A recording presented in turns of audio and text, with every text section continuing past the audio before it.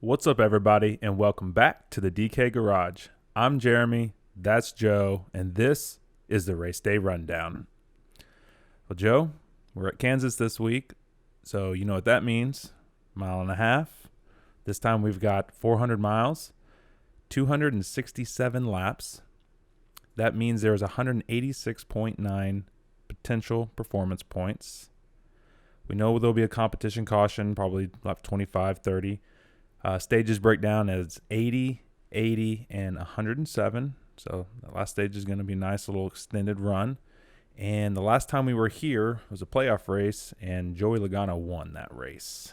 It's going to be fun. We have a lot of guys spread out throughout the field based on what happened at Talladega. That's how the metrics with NASCAR lay the starting grid for us. We talked a lot about it in our podcast that you can go view. Links up above. That has a lot of details about strategy, specific drivers that we're on, and we talk about the why we're here and what put us here leading up with the Talladega race. So with no further ado, I think we get into it, and we can start at the top of the slate with Kyle Larson, 11-3, starting 32nd. We do this with our impact score. Basically, you've got your score. I've got mine. Scale of 1 to 10. You want to let them know where you scored Kyle Larson this week? Well, Kyle Larson, I haven't done this for anybody since we've done this. He's getting the perfect score this week, and we do need to just briefly mention he was there not because he did anything wrong, not because the performance of his car was bad. He didn't even have a typical Talladega incident. Someone on the team forgot to take a piece of metal out, overheated the car almost immediately. He's starting 32nd. I know he's a little expensive. Previous winner here.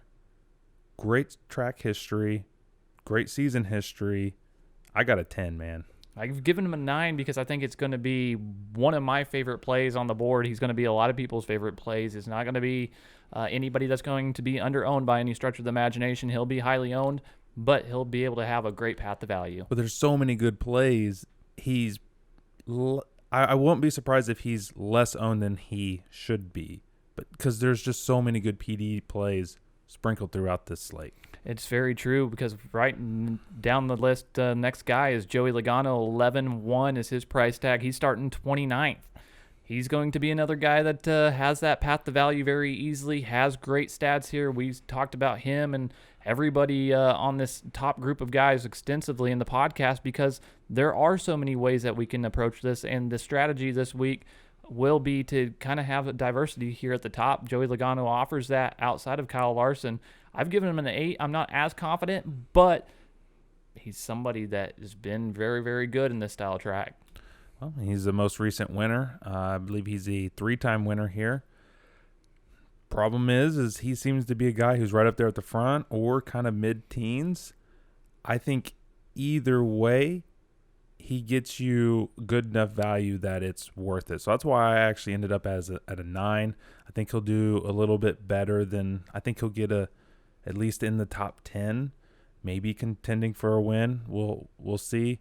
But it's hard not to like Logano at a track that he has success at and starting 29th. Another 3-time winner here. Denny Hamlin's next, 10-8, starting 20th. He was had his first kind of hiccup at Talladega, and that was his first real hiccup of the season. Puts him back in the field. Great opportunity for some place differential for once. What are your thoughts on him? Because I've given him an 8. I'm kind of comfortable with where he's at. A lot of opportunity. I also landed at an 8 as well. I mean, I really think that he's even a solid 9. I just went with an 8 because the two guys above him, they have better PD upside. So it just kind of naturally pushes him down a little bit given where his price is at 10-8. But you mentioned it, 3-time winner. He's won the spring race last year and then that fall race the year before that. So he has very recent success here. But he's had some hiccups also, so his data isn't quite the best compared to Larson, Logano, and then some of the guys that we're about to talk about. So the guy we're talking about next is Chase Elliott, 10-4, starting 17th. This is a great spot for him, I think, because we're kind of getting into his kind of part of the season where he kind of has an opportunity to start his domination. I've given him an 8 because starting 17th, again, another great opportunity for place differential, and we've seen it with the Hendrick team and the speed. I think this is a great spot for him. We all know that he won the championship last year, but I think a lot of people forget they didn't really turn it on until later in the summer. That's when they started getting hot, where they started really looking good and being like, okay, I think these guys are contender. Now, again, it was a weird year, COVID, all that stuff. It's hard to make too much out of last year's data. It's never had anything like the qualifying order that we have now. But the point is they didn't get it going right away. And the fact that they're not getting it going right away this year is concerning for some people, but I think for a lot of people, I think from my perspective, it shouldn't. I think they're going to get it going, and I think Kansas is a great opportunity for that team to do it. I'm actually landing at an 8 as well. We'll see how it all ultimately plays out, but I think since we're both there on an 8, it's going to be an interesting and great play potentially. Alex Bowman, 10-2, the Hendrick teammate of Chase Elliott, starting 25th. He's somebody we both have given 9s and is actually our green flag in this week's race guide. That race guide, the link is down below in the description. It's really a great visual tool to go along with our race breakdown that we're going through right now. Allows you to kind of see some additional stuff along with our impact scores in that visual digital magazine. But again, that link's down below. Jeremy, you want to tell people why we're so high on Alex Bowman this week? He has great just overall numbers here. Let's look at the last 6 races here. So, factoring spring and fall, average finish of 8.5, 4 top 10s out of 6 races. That's impressive. That's not a typical Alex Bowman type stat track that we see. That's really good. He's looked good this year at times. He's also had, I think, some unfortunate just luck, if you want to call it that, at other tracks. So it is a little iffy in that regard, but just when you factor in his good that he's done this year and what he's done recently at this track, starting 25th, he's one of my favorite plays. I think he can contend for a top 5 this week. It's going to be a great way to see how Hendrick has their speed put together. But Martin Truex is the guy we're talking about next, 10,000, starting 15th. He's in a sneaky spot, I think, based on the guys above him and some below him. He doesn't have as much place differential potential, but he's been really good at 1.5 miles, and I know we talked about it extensively in the podcast. He's somebody you want to pay attention to when you're racing this style of track. I landed at an 8. I really like Truex this week. He's already won 2 races this year, so he's shown good. He's shown us some good stuff already early this year. He's got more wins than he had last year. But if you factor in, look at the last 6 Kansas races for him, his average finish is 7.3, including 3 top 5s, 50% of the time. Pretty solid. That's solid when you factor all the other things in. So I'm at an 8. I think he could go a little under-owned compared to where he's kind of around some of the other guys. Truex is a good play for me this week. I'm not super high on the next guy, Brad Keselowski, 9,700. I've given him a 7. He's somebody that could dominate.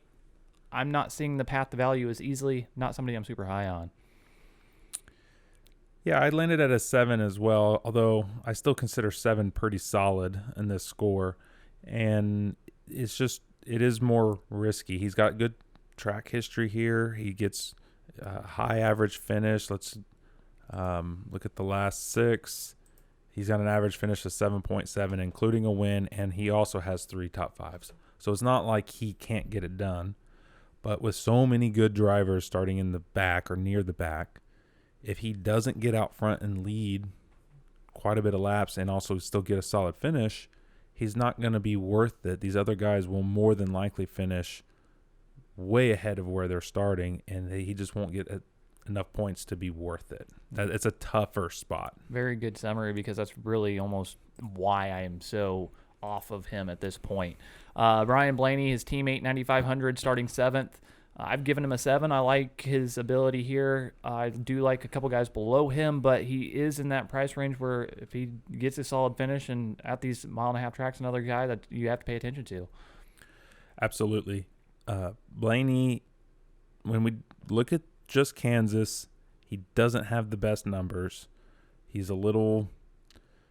had some rough finishes. But when you look at tracks like Kansas, 1.5-mile, large ovals, he had the highest driver rating last year out of 8 races. And one of those tracks that's included in that data would be Atlanta. Oh, he won Atlanta earlier this year. I like Blaney a lot. Not as high as a few other guys, but he could be one of those. He could be that driver that does make his way up to the front early, leads some laps early, maybe that first stage. Maybe he does settle back in like 5th, but if he does that, that's perfect. So for Blaney, I'm actually in an 8. Kurt Busch starting 28th, 9,300. I've given him a 9. I like the place differential potential here. Somebody that has some speed. I want to see him get a top 10 would be great. Great opportunity for value at that point. He has really great track history here. I'm at an 8. I just don't know. It's tough with Kurt Busch this week because I do think he's going to be good, but you will have to have some strategy building your lineups.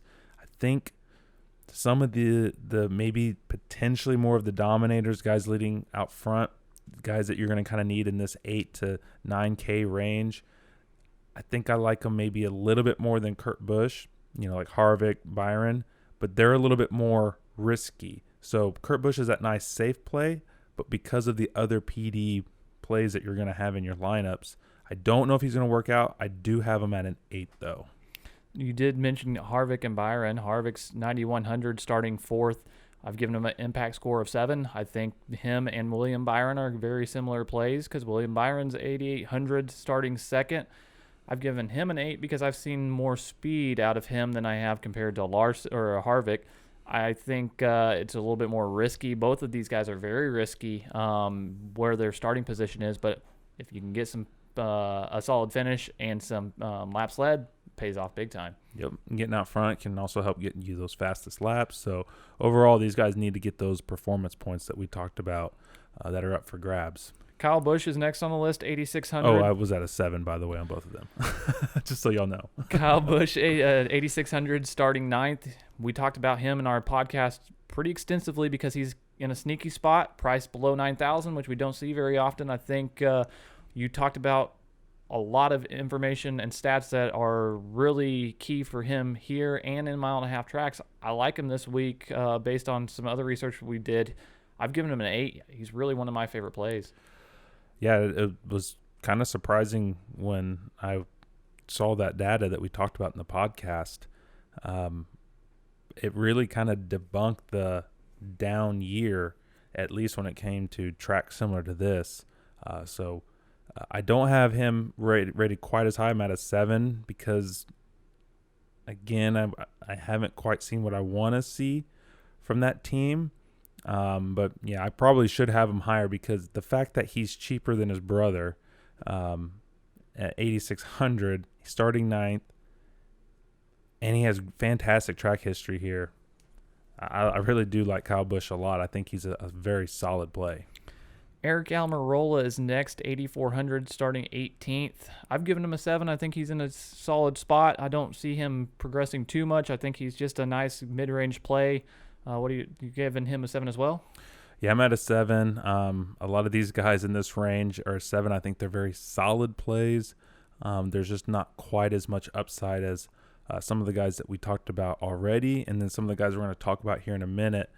Because I think you're gonna need to have a semi-balanced lineup, but you're gonna have some of those high-priced guys, which means some of these guys in this mid-tier, you may not be able to squeeze in there because you're going to have to go a little lower on the salary board. Ricky Stenthouse, 8,200, 23rd. He offers a little bit of PD. I've given him a 7. I think he offers a little bit more than Eric Almirola in the place differential, but I don't know about the speed, so there's a little bit of risk involved there. Yeah, I landed at a 7 as well. It's a decent play. I mean, that's about all you can really say about that.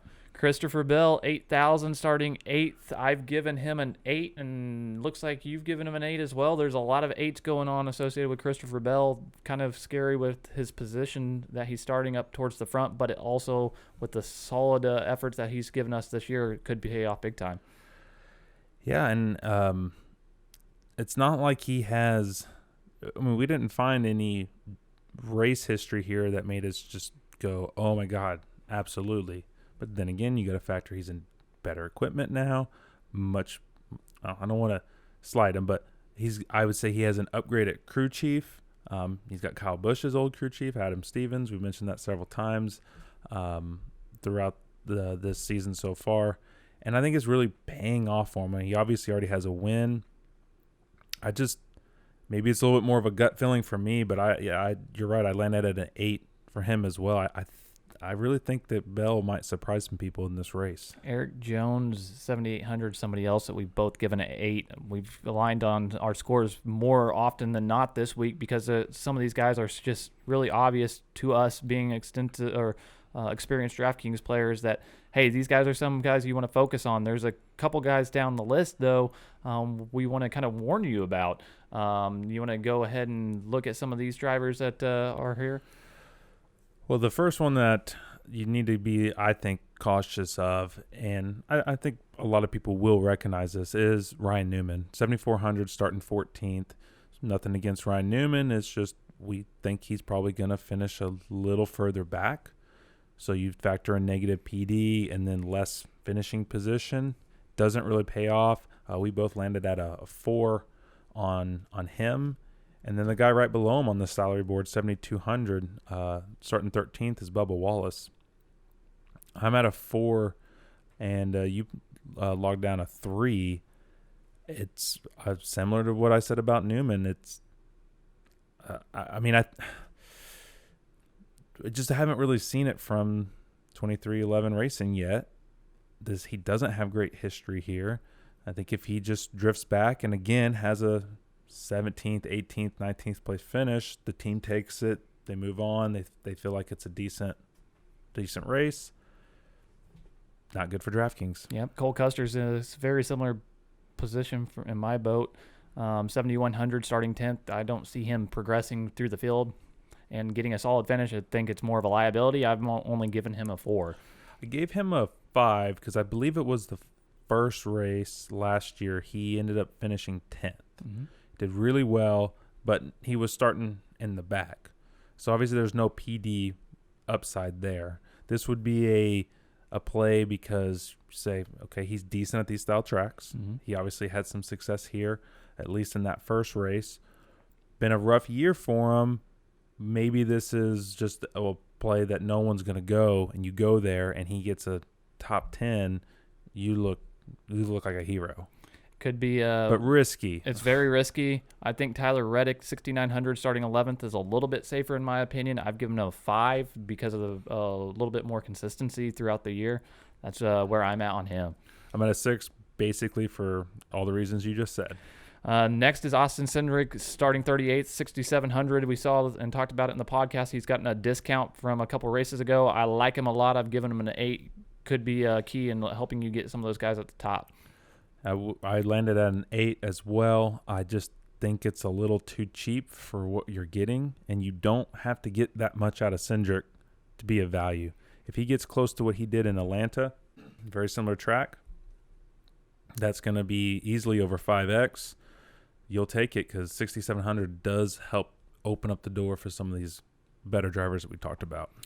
We'll go down to Ross Chastain's 24, 6,500. I've given him a 6. I think he's got a little bit of upside there, a challenge, but you've given him a 7. A little bit more comfortable with that? Yeah, he's had some moments this year where I'm like, okay, he's looking good. I think he's a good driver.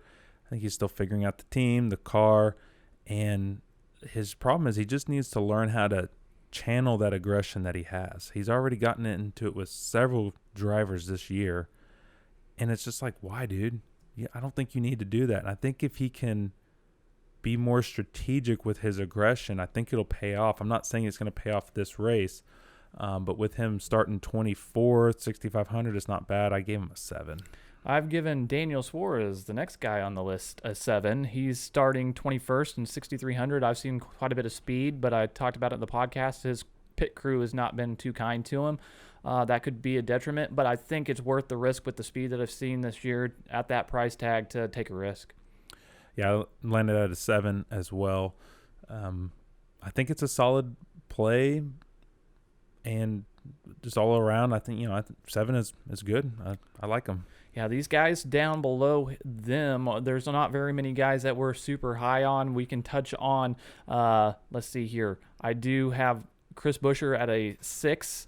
I think that he has a little bit of more speed than some of these guys, but below him, there's really not a whole lot. I think Corey LaJoie is somebody that we both settled on 5s, starting 26th. He's 5,500. Is there anybody else that you would like to touch on? Well, I think it should be noted that we are not going to be on the McDowell train this week. He's starting 3rd. That does make it difficult for him. We gave him 3s, actually. So I think we should kind of warn you guys out there. Not that you were going to be jumping head over heels, but I think McDowell would be a risky play. There's not a ton of people down here that you're going to like. You may have to jam a few in there. I think if you're going to go anything below LaJoie, you go all the way down to the bottom to Anthony Alfredo. He's 4,500. I think this is much better equipment than what a $4,500 driver typically is, priced at. Starting 22nd, I get there's a little bit of a risk, but I think he has potential to finish between 20th and 24th, 25th. He keeps it clean. If he does that, it's not jumping head over heels for value, but that opens a door to have lineups with both Larson and Logano in there, and maybe even like a Bowman or it just opens up the door for so much that I think he's worth considering putting in your lineups. That was one of my favorite parts of the podcast, was when you pointed out how we could be strategic with that build. Again, that was the race day rundown where we go through the list. We have everything that we just talked about and summarized in our race guide. The description's down below. We even give you a couple lineup core builds and driver pools so that you can utilize the information and apply it based on your own free will. But we definitely appreciate you watching. We can't do this without your support, and the likes and comments go a long way. We appreciate all the comments that we've gotten over the last couple weeks. It's Absolutely. fun to engage with y'all. The Twitterverse is always where we're hanging out during the race and before the race. So if you could follow us there at the DK Garage, that's definitely something that we appreciate. But anything that you have to add to the mix? Well, now that we've been getting a little bit more engagement from you fine folks out there, the next thing we'd like is, every week we put up a little DK Garage entry on DraftKings. And we want to start playing with some of you guys out there. Use our information, build some lineups against us, and let's, for right now it's free, so it's not going to cost you anything. Come on over, say what's up, and take us down. Absolutely. That link is below in the Patreon, so go check it out. Join the contest and see how you match up versus us. Show us some winning lineups on Twitter if you're able to win. We'd love to see them. But for now, that's been the Race Day Rundown. I'm Joe. That's Jeremy. We'll see you next week.